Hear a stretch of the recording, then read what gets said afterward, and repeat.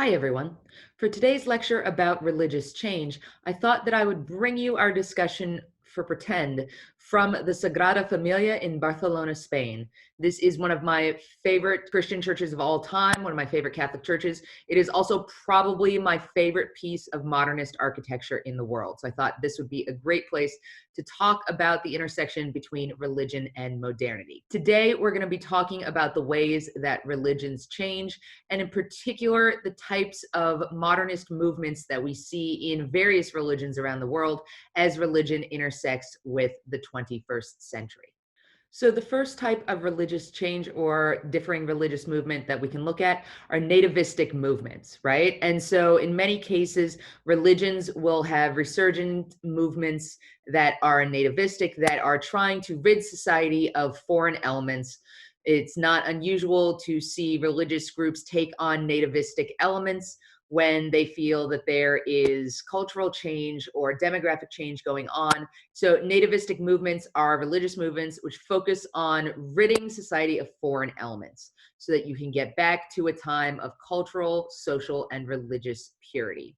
So, in many ways, we can look at, for example, the evangelical movement in the United States and the way that it has become increasingly anti immigrant under the Trump administration as an example of nativistic movements in the evangelical branch of Christianity in the US today. Secondly, we have revivalists movements or renewalist movements. These see some sort of idealized past that we should move back to. And so this is a religious movement to go back to conservative values, to go back to an earlier version of the faith and look at why those values have been abandoned and why those values have been lost, and to say, hey, let's renew these values and let's revive this older way of thinking. A great example of a renewalist or revivalist movement in the United States is the People of Praise movement. So this is a movement within Catholicism, within American Catholicism, that says that its members should move back to a much earlier time in Catholic history and should go back to a time when women were the handmaidens of their husbands, when men were in charge of the family, when society should be organized based around religious tenets and religious beliefs, when church leaders should also be the political leaders of their community. So this is a revivalist movement within the Catholic Church. It is very charismatic, which means that there's a lot of emphasis on popular male leadership that influences the members of the community. You may have heard of People of Praise because it came into the news recently. This revivalist movement is the religion that is practiced by Amy Coney Barrett, who is the new Supreme Court justice on the US Supreme Court. So the whole debate around her religious identity centered on whether Americans felt comfortable with a revivalist Catholic being put on the Supreme Court. And so, as a member of People of Praise, for example, Barrett does not believe that men and women are equal, but that women should be seen as subservient or secondary to their husbands.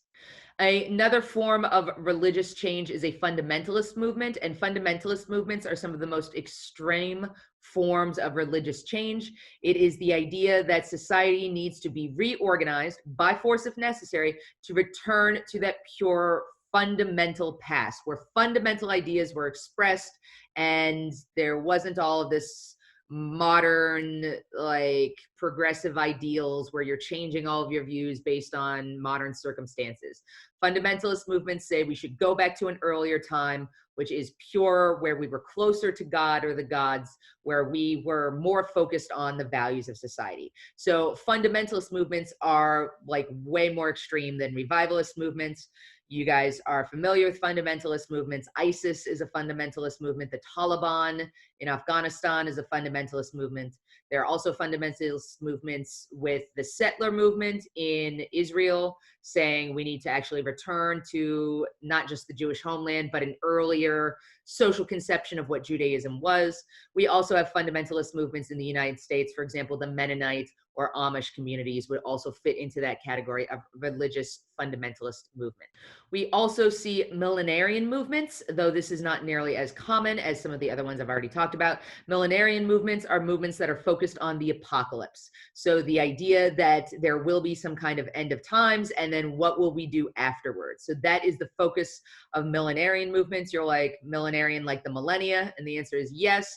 This is called millenarian because in many cases, these groups tend to focus on the end of specific time spans, especially millennia, as the like marker of that's when the apocalypse is supposed to occur. And the idea is not that everybody's going to die in the apocalypse, but that, you know, some time ending event will occur and then we will have to establish a new form of life afterwards. There is a lot of jokes about this with the Mayan calendar. The Mayan calendar was a cyclical calendar, and Mayans who still live today exist with this cyclical calendar on top of the normal Judeo-Christian calendar.